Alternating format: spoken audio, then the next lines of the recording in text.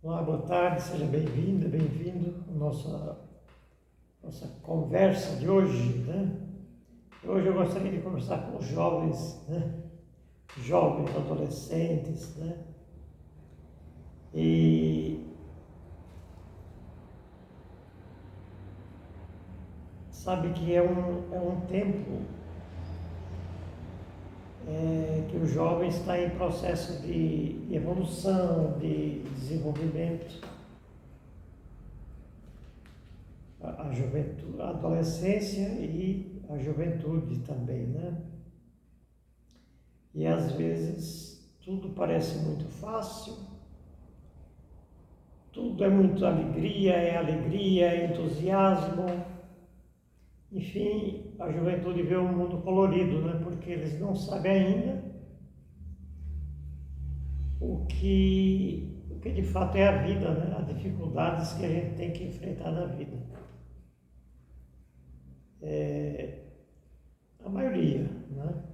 Sei que há jovens que com muito pouca idade já têm assim um senso de responsabilidade muito grande, dependendo da situação em que vivem, né? Então, mas nessa idade, normalmente a vida é colorida, tudo é um mundo colorido, né? E às vezes o mundo irreal, às vezes o irreal e o irreal estão em jogo, né? Porque a pessoa pensa só colorido, mas a realidade é outra, é diferente. É o impossível, né? O que é possível, o que é impossível. E às vezes o jovem não tem ainda esse senso de julgar, né? Pode ser que quando ele quer alguma coisa, às vezes os pais, podendo ou não, têm que comprar aquilo que eles querem porque eles ainda não entendem o que é possível e o que não é possível. Então é uma situação, às vezes, um tanto conflituosa, né? Mas nesse meio estão os enganos, os desenganos, né? E a fantasia, muita fantasia mesmo, né? Porque só pensa, tudo é muito fácil, tudo é muito bonito, mas o pior é que em meio a tudo isso, surgem também as frustrações. Qualquer coisa é uma frustração porque não conseguiu aquilo que queria. Desencantos, as decepções, muitas vezes fazem parte isso da transição, na nossa transição da juventude para a idade adulta, ou da adolescência para a juventude. E às vezes surgem problemas que só nós podemos fazer e coisa que depende unicamente de nós. Então, quanto mais geralmente nessa fase surgem tantas propostas, né? Esse mundo da fantasia, da proposta, da coisa fácil, né? Então, todas essas coisas fazem parte desse tempo de juventude e adolescência, né? Então, há muita coisa que só a gente pode fazer. E talvez essa maturidade só venha praticamente na idade adulta. Só nós podemos fazer. E quanto mais a gente se envolve com a proposta do mundo é facilidades, né? Quanto mais a gente se envolve com a proposta do mundo, mais fraco e vulnerável vai ficar. Porque ainda a pessoa não sabe lidar com as coisas difíceis, porque não tem nada muito fácil, né? A gente vê, tem pessoas que às vezes estão numa idade já assim que deveria ter um pensamento firme e ainda não tem, né? Às vezes quer facilidades. Por exemplo, o que me veio agora na cabeça. Outro dia eu conversando com uma pessoa que trabalha em empresa,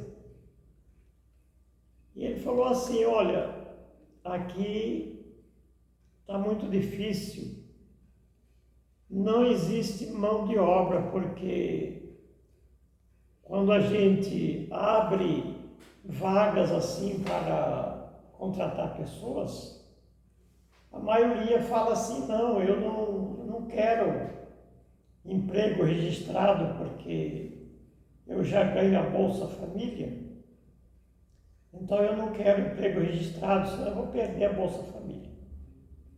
Então a pessoa se adapta, se acostuma a viver um mundo de ilusão, quando esse ganho aí, ele é apenas um auxílio muito pequeno, talvez com troca de interesses, apenas para a pessoa não passar privação, pelo menos de um pouco de comida. Mas isso é uma ilusão também que precisa ser superada não só pelo jovem, mas pelo adulto, né? Então essa é a proposta do mundo, a pessoa vai ficando vulnerável, achando que os outros vão resolver a sua vida, que os outros vão providenciar o necessário, prover o necessário para a sua vida. E a coisa vai ficando cada vez mais difícil. Então nós precisamos ter, na verdade, um projeto de vida, né? Todos nós precisamos ter um projeto de vida. Às vezes a gente já tem um projeto de vida desde criança. O que vai fazer, o que quer ser, não é? A gente às vezes já tem um projeto de vida. Mas isso é um tanto difícil, porque até amadurecer a ideia, né, de que precisa ele providenciar o que é e escolher o que é melhor para a sua própria vida, né? Então essa vulnerabilidade a pessoa às vezes acostuma a viver dependendo de alguma coisa que não vai suprir a sua própria necessidade, né? Então, essa situação, cada um deve saber que a escolha, que o melhor para nós mesmos somos nós que vamos fazer. Não são os outros que vão escolher para nós. Nós sabemos que sempre há em volta de nós pessoas boas ou não. Nós não sabemos quem está em volta de nós. Quem se alegra com a nossa vitória, quem se alegra, quem pode se alegrar com o fracasso, nós não sabemos. Então pode ter pessoas boas ou não tão boas. E por isso não podemos nos preocupar com alguma coisa que as pessoas dizem ou falam, por exemplo, críticas, comentários destrutivos, que nada ajuda, nada ajuda. Porque quando normalmente você tem uma mentalidade assim, com mais maturidade, tem um monte de crítica em volta. Se você está crescendo na vida, quer saber o que você está fazendo, por que é que onde é que você está arrumando dinheiro? Existe sempre coisa assim desse tipo, né? Preocupações, por que é que você está comprando as coisas? E no mínimo as críticas que podem vir são aquelas. Normalmente vêm as piores. É coisa mal adquirida. Não pode ser porque eu trabalho e não estou conseguindo. E às vezes a pessoa tem um programa de vida que ele, mesmo ganhando pouco, ele está conseguindo progredir na vida. Então, às vezes, há esses comentários, essas críticas, onde você também não deve ficar preocupado, né? Cada um sabe e escolhe o que é melhor para si mesmo, não é isso? Cada um é que sabe, né? Então, nós sabemos que sempre há essas pessoas boas do nosso lado, mas também não tão boas, aonde fica olhando o que você faz e não o que eles podiam fazer para sair da dificuldade. Então, mas nós não devemos nos preocupar com comentários, nem críticas, nem julgamentos. Essas coisas devem ficar esquecido porque não vai resolver nada disso. E até mesmo com elogios. Eu não preciso estar esperando que alguém fique me elogiando e tal. Não. Eu acho que cada um vive a sua vida. Se o elogio for bom, é bem-vindo, ótimo. Isso me faz crescer, me faz sentir bem. Mas às vezes não vem também, né? Às vezes também é algo que não merece muita confiança. Então a meta é olhar para frente, para o alto, né? Crendo em Deus, acreditando, né? Sem se preocupar com outras coisas. A meta é essa, é não ter medo de enfrentar a vida, né? Sem medo de fazer o seu trabalho, seja o que for. Medo, vergonha. Tem gente que tem vergonha de fazer, às vezes, um determinado trabalho. Não, mas já pensou se alguém me vê eu fazendo esse trabalho aqui, um trabalho humilde? Olha, eu acho que também não devemos nos preocupar com isso. O importante é a gente fazer aquilo que pode fazer ou sabe fazer e aquilo que pode garantir o nosso sustento. Essa é a verdade. E não precisa a gente tropeçar nos outros, atropelar os outros, não. Levar a nossa vida trabalhando seriamente e aprender uma coisa, gastar o que a gente ganha também, né? Se a gente não aprender a gastar o que a gente ganha com sacrifício, aí é difícil. Eu trabalhei um tempo numa empresa, numa indústria, e chegava o dia do pagamento assim, todo mundo recebia o seu. Uma semana depois, tinha um deles lá, chegava pedindo emprestado para os outros assim, olha, me empresta tanto aí. E um dia ele falou para mim, me empresta tanto. Eu falei, olha, o que aconteceu? Você não recebeu o salário? Recebi. Mas acabou. Eu falei, bom, e você acha que eu tenho não só para mim, mas eu tenho para emprestar para você também? Então isso vai ser impossível. Digo, o importante mesmo é que você aprenda a gastar aquilo que você ganha, porque aqui todos ganham o mesmo salário. E o salário é pouco. Então nós não podemos abusar, não é isso? Ter cuidado também no controle dessas coisas. Então é isso que nós precisamos, é isso que eu queria comentar nesse dia de hoje. E nós precisamos não perder tempo na nossa vida. Nosso tempo é muito precioso.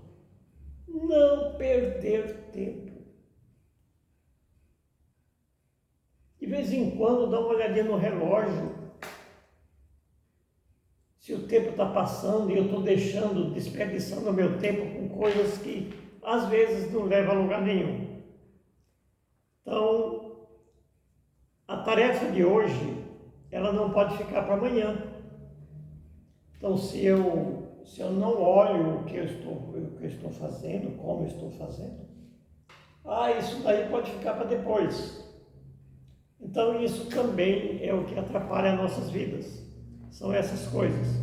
E para tudo isso a gente precisa pedir a sabedoria de Deus, a força de Deus.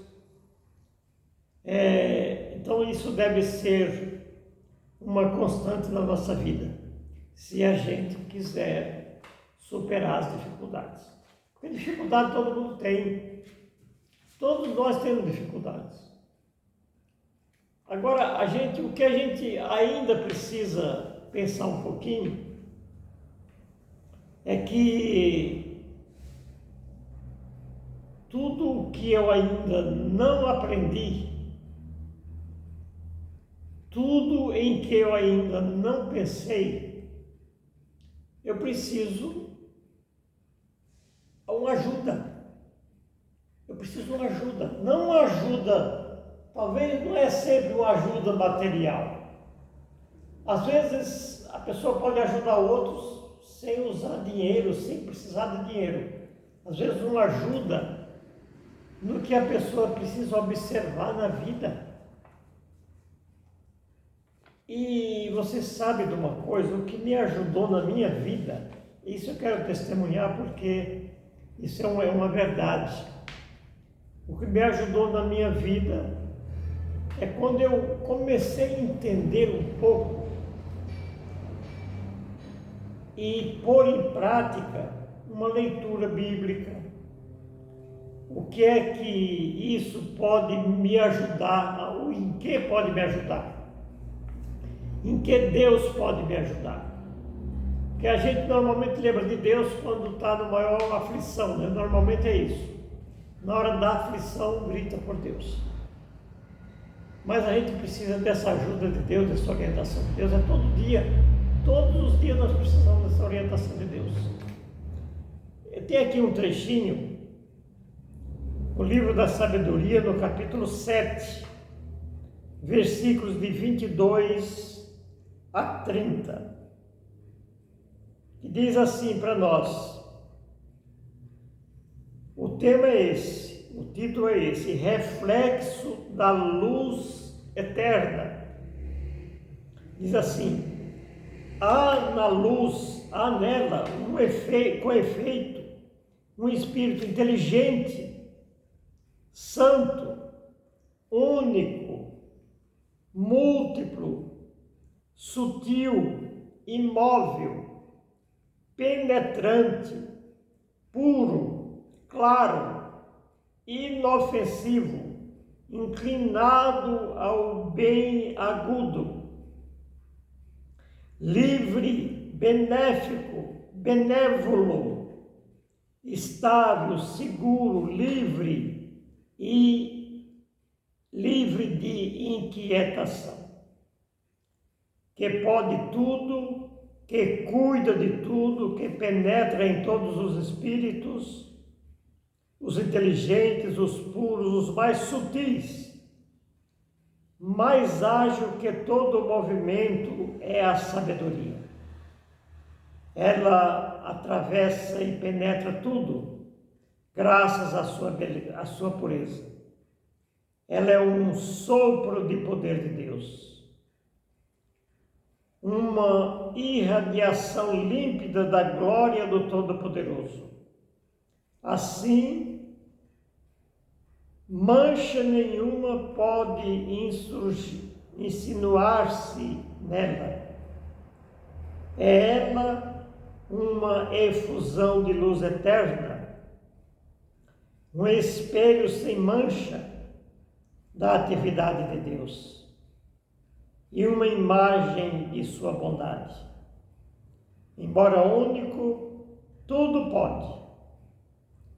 Imutável em si mesmo, renova todas as coisas.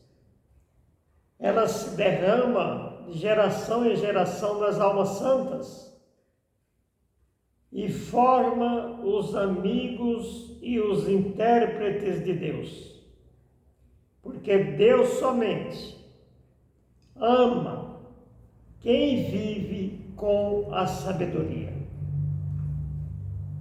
E ela, com efeito, mais bela que o sol e ultrapassa o conjunto dos astros.